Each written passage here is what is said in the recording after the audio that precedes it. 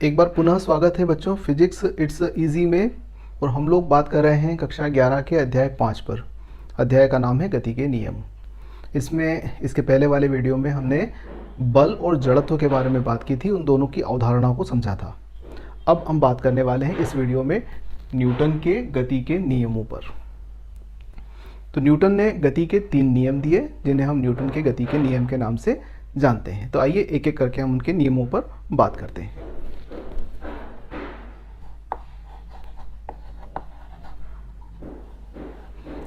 Newton की गति का प्रथम नियम।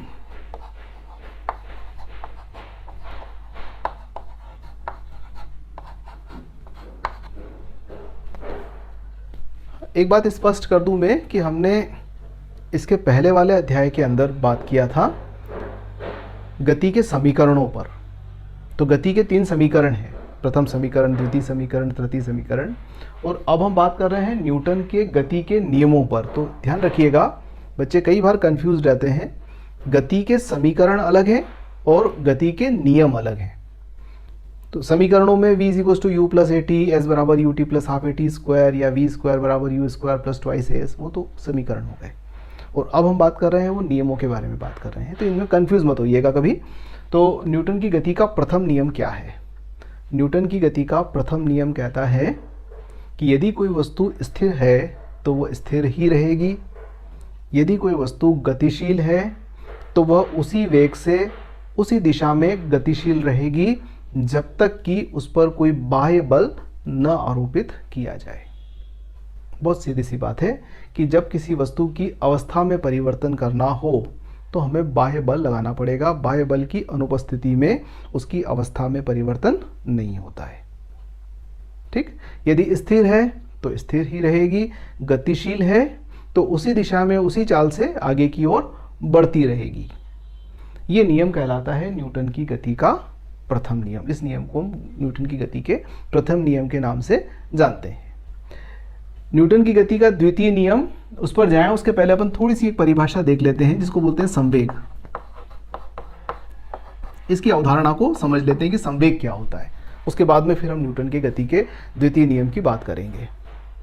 तो जैसे एक थोड़ी सी बात है कि एक ठेला गाड़ी देखी होगी आपने, वो जिसको हाथ से धक्का देके ले जाते हैं, सामान वामान रख लेते हैं। तो कल्पना कीजिए कि 2 ठेला गाड़ी खड़ी हुई हैं। एक के अंदर बोझ रखा हुआ है यानी कि वजन रखा हुआ है और एक खाली है। ठीक है, कहने का मतलब यह है कि एक का द्रव्यमान ज़्यादा है और दूसरे का द्रव्यमान कम है। अब यदि हमें दोनों को समान चाल से चलाना हो, ध्यान दीजिएगा, यदि समान चाल से चलाना हो तो बताइए किस पर बल ज़्यादा लगाना पड़ेगा? दोनों अभी स्थिर हैं, गति में लाना है हमें और दोनों की चाल समान होना चाहिए। तो सीधी सी बात है कि जिसका वजन ज़्यादा है, जिसमें भार रखा हुआ है, हमें उस पर ज़्यादा प्रयास करना पड़ेगा, उस पर ज़्यादा बल लगाना पड़ेगा। और जो खाली है उसको कम धक्के में भी हम आगे बढ़ा सकते हैं, है ना। अगर हमने थोड़ी देर के लिए माना कि समान बल लगा दिया तो क्या होगा? यदि हमने समान बल लगा दिया तो जो हल्की है उसकी चाल ज़्यादा हो जाएगी, जो भारी है उसकी चाल कम रह जाएगी। तो कहने का मतलब यह है कि यदि किसी वस्तु की हम बात कर रहे हैं कि हम उसको गति में लाना चाहते हैं या गति में है उसको रोकना चाहते हैं, तो यह 2 बातों पर निर्भर कर रहा है। एक तो कि हम उसको कितनी गति देना चाहते हैं। यदि वेग ज़्यादा देना चाहते हैं तो प्रयास ज़्यादा करना पड़ेंगे। और दूसरी बात जो है वो निर्भर करता है कि उस वस्तु का द्रव्यमान कितना है, यानी कि जड़त्व कितना है। यदि द्रव्यमान ज़्यादा है तो फिर हमें ज़्यादा प्रयास करना पड़ेंगे, कम है तो कम प्रयास करना पड़ेंगे।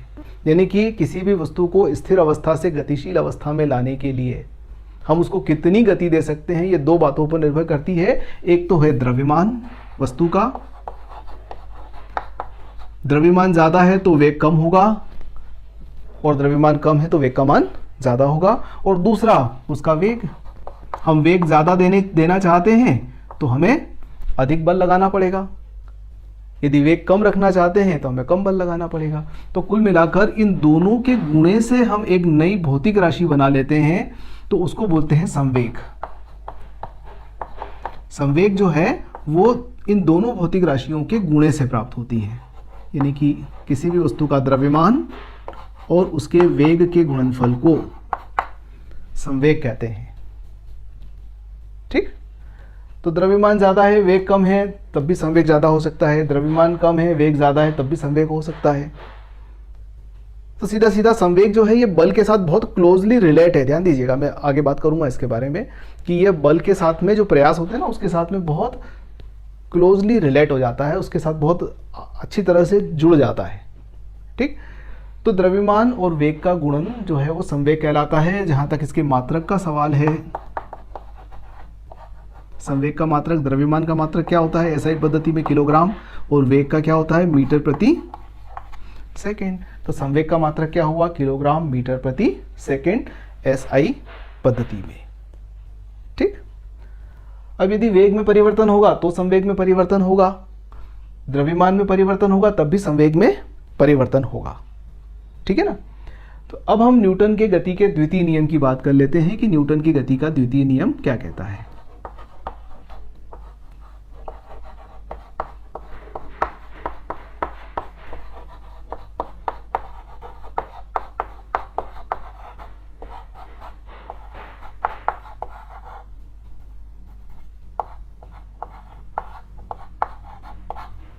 न्यूटन की गति का द्वितीय नियम। अब न्यूटन की गति का द्वितीय नियम कहता है कि किसी भी वस्तु का के संवेग परिवर्तन की दर उस पर लगाए गए बल के समानुपाती होती है। देखिएगा, संवेग परिवर्तन की दर लगाए गए बल के समानुपाती होती है। यदि हम इसको शब्दों में लिख लें तो यहाँ लिखेंगे संवेग परिवर्तन की दर समानुपाती होती है उस पर लगाए गए बल के।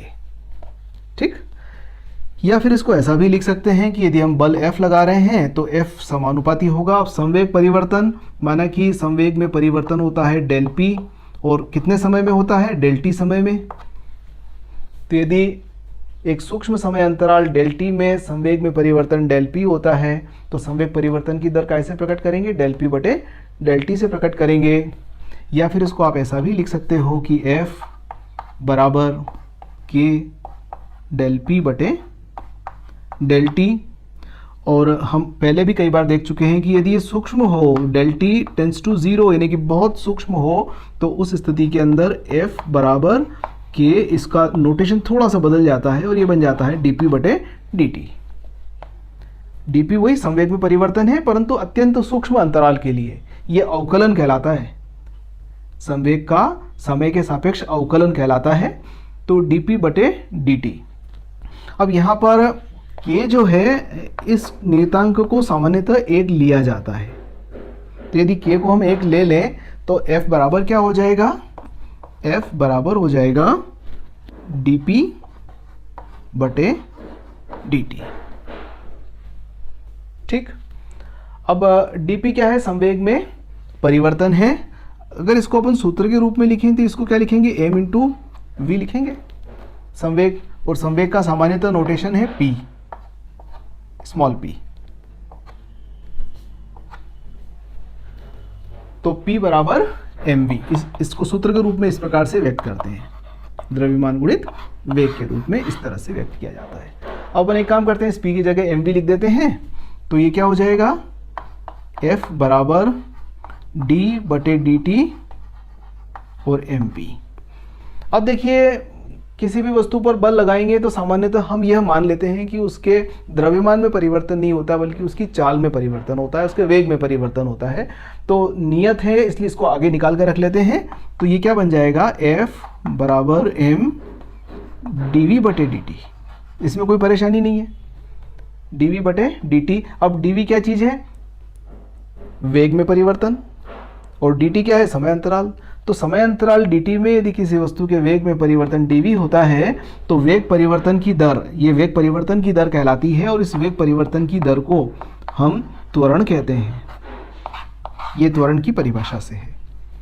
तो न्यूटन की गति का द्वितीय नियम ये वाला नियम है, और इस नियम से हम बल की एक परिभाषा निकाल ली है, बल का एक व्यंजक निकाल लिया हमने कि बल बराबर किसी भी वस्तु का द्रव्यमान और उस पर उत्पन्न होने वाला त्वरण। त्वरण यानी कि वेग में परिवर्तन। हम यदि किसी वस्तु पर बल लगाएंगे तो उसके वेग में परिवर्तन करेगा, तो वेग में परिवर्तन की दर क्या है, इन दोनों के गुणनफल को हम बल कहते हैं। ये बल की एक नई परिभाषा आ गई हमारे पास में। यहां से अगर अपन देखें तो बल के मात्रक पर बात कर लेते हैं। तो जैसा कि एसआई पद्धति में हम बल का मात्रक जानते हैं कि न्यूटन होता है, तो 1 न्यूटन कितना बल होगा, 1 न्यूटन बराबर हो जाएगा 1 kg मीटर प्रति सेकेंड वर्ग।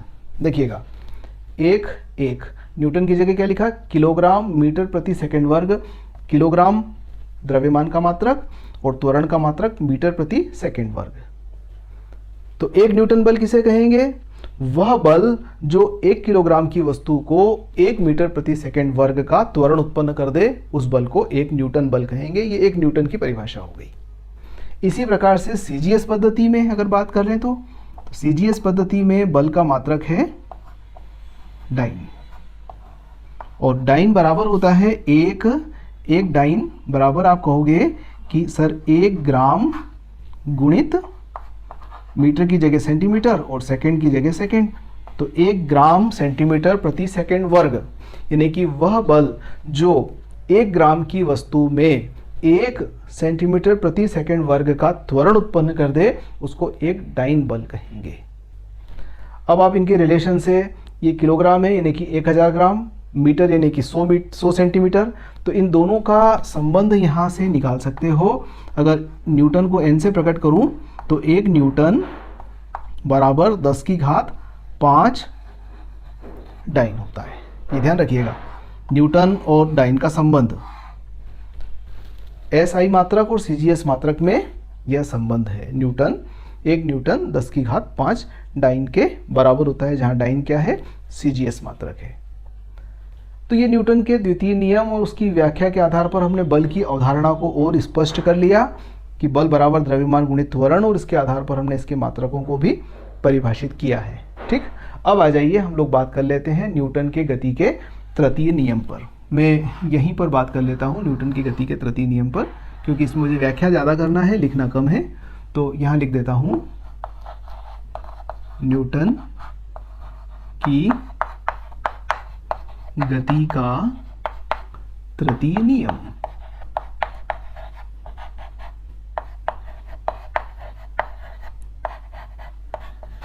यह नियम कहता है कि प्रत्येक क्रिया की समान किंतु विपरीत प्रतिक्रिया होती है। कैसे? जैसे अगर हम एक बॉल को दीवार पर देंगे तो दीवार पर जब मारेंगे तो बॉल जाकर दीवार पर टकराएगी, और बॉल जब जाकर दीवार पर टकराएगी तो वो दीवार को धक्का देगी।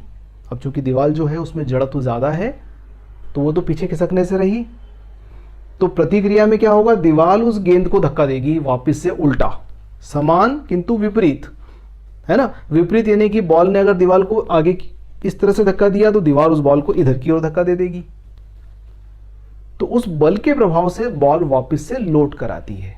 तो आपने कभी ये नहीं सोचा कि बॉल दीवार पर गई, टकराने के बाद में वहां गिर क्यों नहीं गई, वो वापस उसी लगभग उसी पथ को अनुसरण करती हुई लौट कर आती है।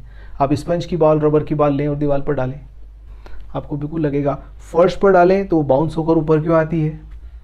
बॉल ने जाकर फर्श को टक्कर मारी, फर्श को नीचे दबाया, परंतु यदि फर्श कड़क है, पत्थर है, तो क्या करेगा, विपरीत प्रतिक्रिया देगा और उसको ऊपर की ओर उछाल देगा। तो प्रत्येक क्रिया की समान किंतु विपरीत प्रतिक्रिया होती है। इसे न्यूटन के गति का तृतीय नियम कहते हैं। इसका एक बहुत अच्छा उदाहरण है कि जैसे अगर किसी बंदूक से गोली छोड़ना हो तो जैसे गोली आगे की ओर निकलती है तो बंदूक जो है वो पीछे की ओर आती है।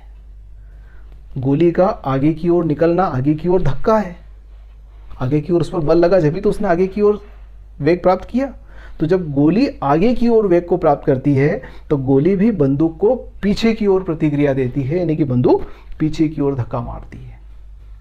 आपने कभी अनुभव किया होगा, नाव वाला जब नाव को किनारे पे लगा के और बोलता है उतर जाइए आप, तो आप जैसे ही पाँव बाहर निकालते हो नाव पीछे खिसक जाती है। कारण ये कि जब हम आगे बढ़ने का प्रयास करते हैं तो हम जमीन को पीछे की ओर धक्का देते हैं, हम आगे नहीं बढ़ सकते।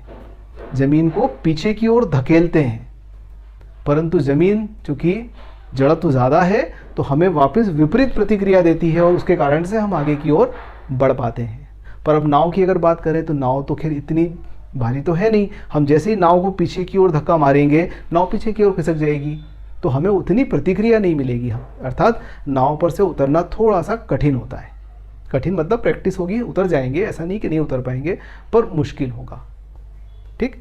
और अगर एक उदाहरण लें अपन, तो जैसे अगर बहुत चिकना फर्श है या सपोज बर्फ़ है, तो बर्फ़ पर चलना कठिन होता है। कारण ये है कि जब हम बर्फ़ पर चलने का प्रयास करते हैं तो हमारे पाँव और बर्फ़ के बीच घर्षण क्रियाशील होता है और वही घर्षण प्रतिक्रिया प्रदान करता है। अब घर्षण यदि कम है तो प्रतिक्रिया भी कम मिलेगी। तो जब हम बर्फ़ पर चलने का प्रयास करेंगे तो हम बर्फ़ को पीछे की ओर धकेलेंगे, पर हमारे पाँव पीछे की ओर खिसक जाएंगे घर्षण कम होने से। तो जब पीछे की ओर खिसक जाएंगे तो प्रतिक्रिया कम पड़ जाएगी, प्रतिक्रिया कम पड़ जाएगी तो हम आगे की ओर ठीक से नहीं बढ़ पाएंगे। वैसे ही रेत में भी होता है। अगर आप समुद्र तट पर जाएं और वहाँ पर दौड़ लगाने की कोशिश करें रेत पर, तो वहाँ चलना कठिन होता है। कारण ये कि जब आप आगे बढ़ने का प्रयास करते हैं तो रेत पीछे खिसक जाती है, आपको पूरी प्रतिक्रिया नहीं मिलती। और वहीं अगर दृढ़ आधार है, समतल सड़क है, मैदान है, तो उसके ऊपर दौड़ना आसान होता है। कारण ये है कि हमें पूरी प्रतिक्रिया मिलती है। हम ग्राउंड को पीछे की ओर धक्का मारते हैं तो ग्राउंड हमें आगे की ओर धक्का मारेगा। ठीक। तो ये कुछ उदाहरण थे, समय आएगा हम आगे और भी बात कर लेंगे। तो ये कुछ उदाहरण थे, आप किताब में देखिएगा, आपको बहुत सारे उदाहरण, अच्छे अच्छे उदाहरण मिलेंगे न्यूटन के गति के प्रथम नियम पर, द्वितीय नियम पर और तृतीय नियम पर। तो आज इतनी ही बात करते हैं, आगे हम लोग आवेग और उससे संबंधित बात करेंगे। धन्यवाद।